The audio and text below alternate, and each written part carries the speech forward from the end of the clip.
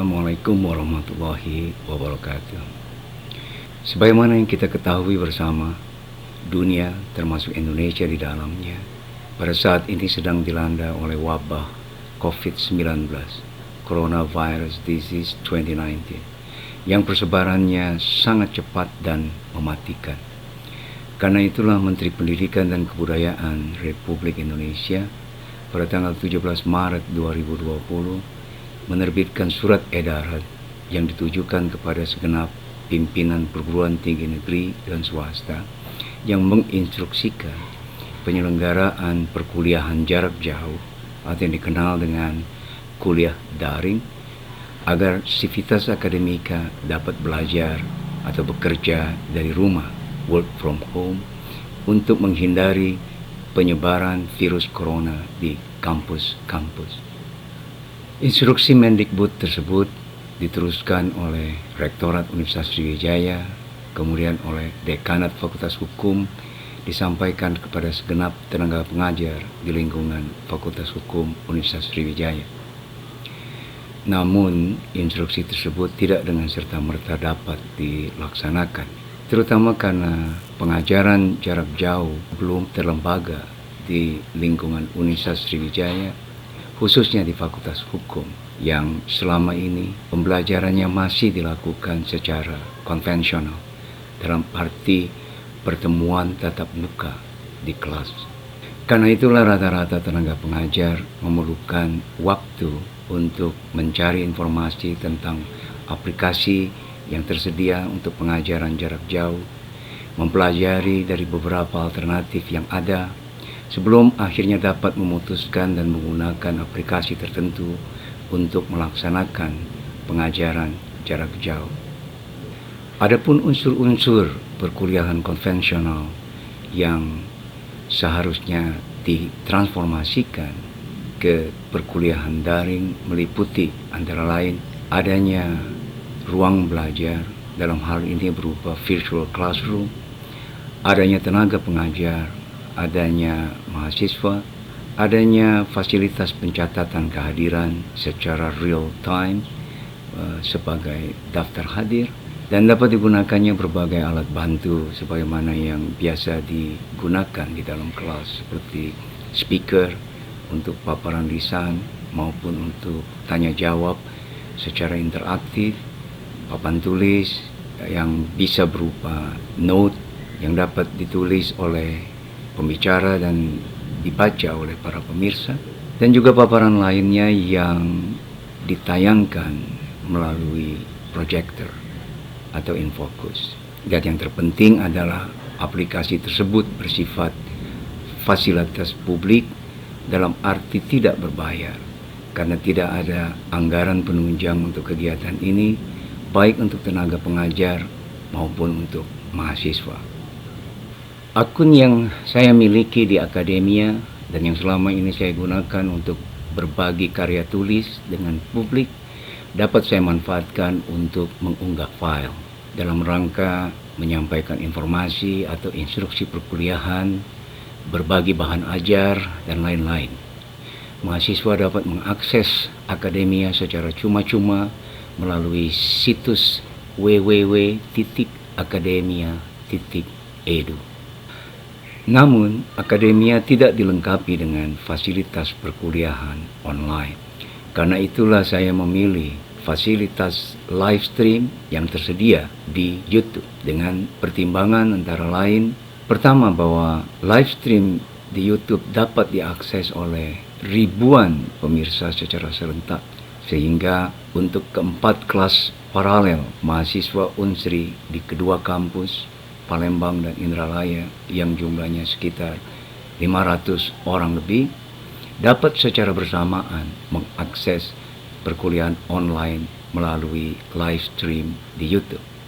Kedua, live stream di YouTube dapat direkam, sehingga setelah berlangsungnya perkuliahan online akan tersedia dokumentasi atau rekaman yang dapat diakses oleh siapapun dan kapanpun seusai perkuliahan online. Dan ketiga, fasilitas tersebut gratis sehingga tidak membebani para penggunanya. Saya telah membuat channel di YouTube dengan nama Laurel Spasti Heidir. Silakan di-subscribe. Sebagai YouTuber pemula dengan pengetahuan dan keterampilan yang masih minim, peralatan seadanya, dan tanpa dukungan kru, bisa diperkirakan bahwa mutu tayangannya tidak sebanding jika dibandingkan dengan kelas profesional. Agar kualitas pengajaran online ini dapat ditingkatkan sehingga dapat diikuti dengan lebih nyaman, saran, masukan, perbaikan dari para pemirsa sangat diharapkan. Sebenarnya, di luar persoalan merebaknya virus corona, dunia pendidikan kita sudah semestinya memberikan perhatian khusus pada pemanfaatan kemajuan teknologi informasi dan komunikasi, Information and Communication Technology, atau yang disingkat dengan ICT. Jika dibandingkan misalnya dengan industri perbankan, bisa dibilang bahwa pemanfaatan ICT di dunia pendidikan masih di belakang. Meskipun sikap para bankir dikenal konservatif alias tidak ingin merugi, namun pemanfaatan ICT di dunia perbankan boleh dibilang di antara yang terdepan. Dimulai dengan rintisan pada pertengahan tahun 1970-an, akhirnya pada tahun 1983, Bank of Scotland di Inggris meluncurkan pelayanan mobile banking atau M-banking, pelayanan perbankan elektronik yang pertama di dunia. Ledakan penggunaan internet pada akhir tahun 1990 mempopulerkan penggunaan electronic banking atau e-banking atau internet banking atau i-banking. Pemanfaatan ICT dalam pelayanan perbankan elektronik bukan hanya memudahkan, melainkan juga menguntungkan karena sangat menghemat sumber daya baik berupa waktu, tenaga, energi, dan lain sebagainya. Lebih jauh lagi, pemanfaatan ICT merupakan solusi bagi efektivitas dan efisiensi penyelenggaraan pendidikan nasional. Dengan jumlah penduduk terbesar keempat di dunia, niscaya jumlah penduduk usia sekolah di Indonesia juga cukup besar. Penerapan ICT akan memperluas penjangkauan penduduk usia sekolah di seluruh tanah air. Selain itu, penerapan ICT juga akan membantu penjangkauan penduduk yang pemukimannya menyebar di berbagai pelosok di Kepulauan Nusantara. Sehingga penerapan ICT dalam penyelenggaraan pendidikan nasional akan sekaligus mendukung peningkatan kualitas SDM dan pemerataan pelayanan pendidikan di Indonesia. Yang pertama dibutuhkan adalah perubahan kebijakan dalam penyelenggaraan pendidikan nasional. Dapat terselenggaranya pengajaran jarak jauh dalam situasi darurat virus corona ini membuktikan bahwa kehadiran secara fisik bukan persyaratan mutlak dalam penyelenggaraan pendidikan, karena komunikasi pendidikan dapat dilakukan dari jarak jauh. Kedepannya, setelah wabah ini berakhir, diharapkan pemerintah, dalam hal ini Kementerian Pendidikan dan Kebudayaan Republik Indonesia, bukan hanya melanjutkan, melainkan mewajibkan penggunaan ICT dalam penyelenggaraan pendidikan. Hal ini bukan berarti menghapuskan sama sekali kehadiran secara fisik dalam seluruh kegiatan pendidikan.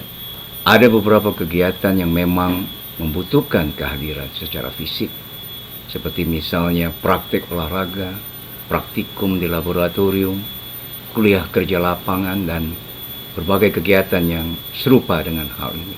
Juga mungkin ada validasi faktual berupa kehadiran fisik yang dibutuhkan, misalnya dalam kegiatan ujian, khususnya ujian akhir berupa ujian skripsi atau ujian tesis atau ujian disertasi.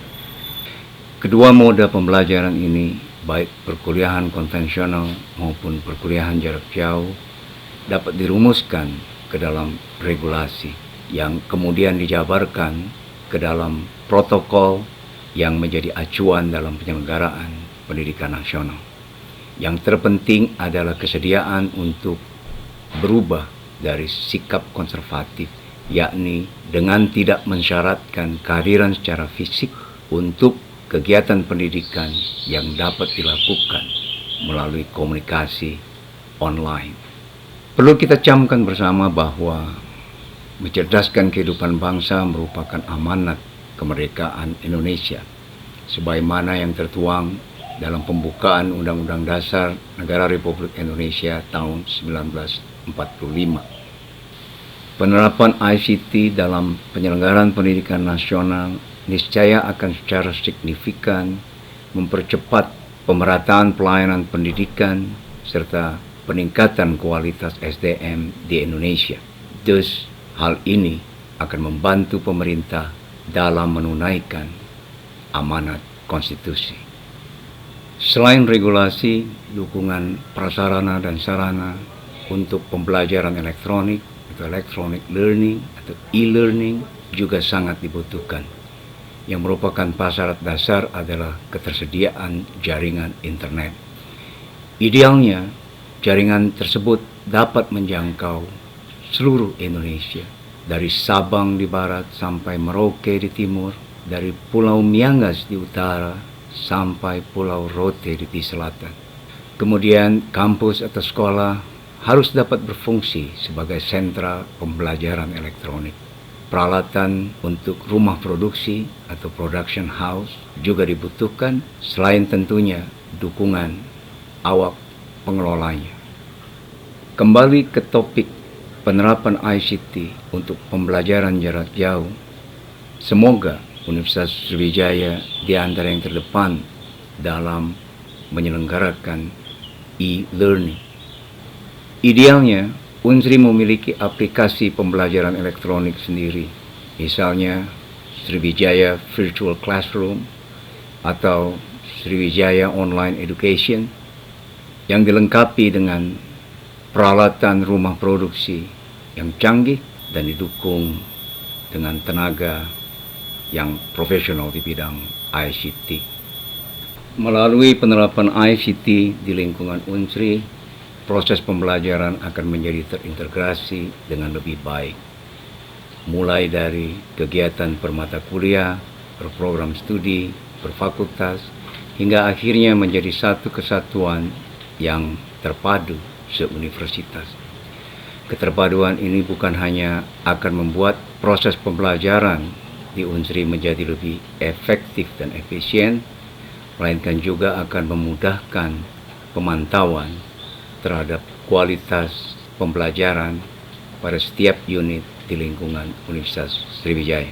Akhirnya, semua ini akan berkontribusi pada peningkatan kualitas pembelajaran sehingga Unsri bisa menjadi salah satu kampus terkemuka di negeri ini. Wassalamualaikum warahmatullahi wabarakatuh. 31 Maret 2020.